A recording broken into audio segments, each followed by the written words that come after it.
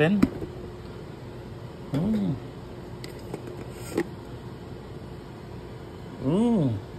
Lamig ka naman, boss. Nagpapasalamat pala ako sa aking Disney princess. Sa aking Disney princess dahil binilihan niya ako ng Frigidaire. So, mini cooler. So, ito pwede pang kuryente, pwede pang 12 volts. So, bawal to sa Pinas kasi nga 120 lang. Unless mayroon kang step down adapter. So, dahil may init dito sa amin, kaya mas maganda may may Frigidaire sa loob ng sasakyan. So, ito ay kaya na ito maglagay ng 6 na piraso ng 12 ounce can. So, 4 liter. So, dati akala kong tawag sa ref Frigidaire. Yung Frigidaire pala is brand. So, dati kasi nung elementary kami, meron kayong Frigidaire. Disclaimer, hindi ka binayaran. Ay, disclaimer pa. Basta dati, yun yung elementary, kala namin Frigidaire, yun yung ref. Yung pala yung Frigidaire is brand. So, ito siya guys. Hindi kami binayaran ng Frigidaire pala para endorse ang kanilang Gusto niya tayong bayaran. Kanilang brand. So, binili na ito ng asawa kasi mainit dito. Tsaka palagi ako nasa labas. Kaya, nagbibiyahe. Kaya, syempre, aking Disney princess, concerned din. Mainit daw. So, meron siyang 2 cord. Ito, pang 12 volts. At ito, pang AC. So, ito, try muna natin. So, ito na lang yung loob. Ayan. Nilagyan na ng sparkling water. Try natin. Naka-on na ba to? So yung pala nito is nasa ilalim. Yung switch, ayan. On, off. Ayan sa ilalim. On, off. Tsaka meron siyang fan. Ayan. So may blower siya sa ilalim. Ayan. So susubukan natin. Saksak, tsaka i-on. Ayan, nakasaksak na. So, kailangan ko lang i-on to para gumana. Ayan, nag-green na. So, after 5 minutes, titingnan natin kung gagana ba siya at lalamig. So, ito yung kanyang manual. Anong tawag dito? Manual.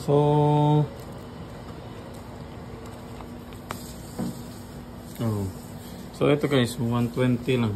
Hindi makita eh. Yan, 120 lang. So bawal sa Pinas to. Dito lang. Pero may step down ka.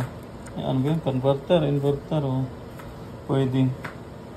So dapat pag naggamit ka nito is ito yung kanyang manual. Bawal sa ayan. So do not operate under direct sunlight. Do not disturb the airflow of the unit kasi may siya, may fan sa ilalim. Huwag siyang lagyan ng tubig.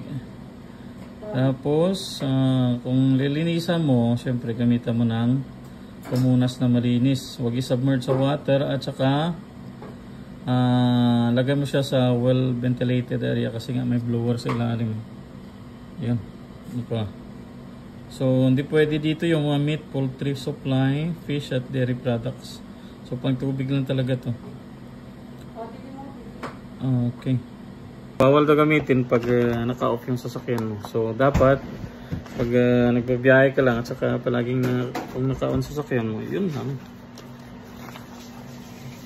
So, may warranty siya. 180 days. On the time na binili mo. So, may 180 days ka bago mo siya ibalik. Kung kailangan mong palitan. Anong pa? So wala na, yun lang. Wala na. Yun lang. So bagay ito sa mga sa mga may sasakyan at saka ngayong summer dito sa amin sa Nevada kasi nga ay init. So So mas maganda may may cooler ka sa loob ng sasakyan mo. Kasi yung mga ibang nagbibiyahe ng mga Uber sa Lyft doon, nakita ko may cooler sa nila either sa likod ng sasakyan o sa harap. So minsan nagdadala kami ng tubig para sa mga pasahero, kaso nga lang wala na. Kasi pag mainit ang panahon, hindi kaya ng aircon na palamigin yung tubig.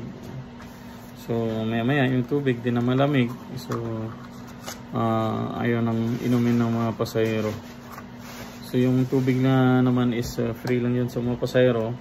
Kung may pera ka, may budget ka, pwede mo silang bilhan. Kasi in return naman, either bigyan ka nila ng tip o walang tip. So after 5 minutes siguro try natin. Check natin to kung malamig na. So check na natin. Ilang minutes na?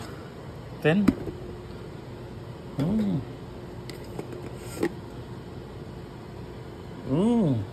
Lamig na naman, boss. After 5 minutes, malamig na. Malamig na yung inkan. Ayan. Okay.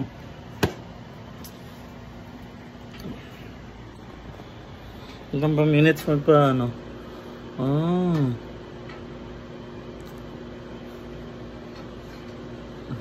So, malamig na yung ating inkan.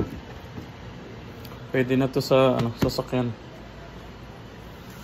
So, kung i-switch mo pala from AC to DC, kailangan patay mo muna ng 5 minutes yung switch.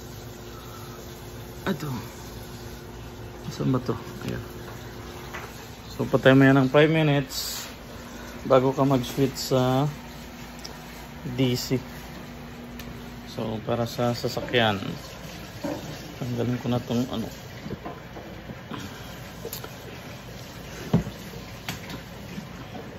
hirap tanggalin. Ayan, nakakabit na yung DC natin para sa sasakyan. So, maya pag alis natin, pwede na yan.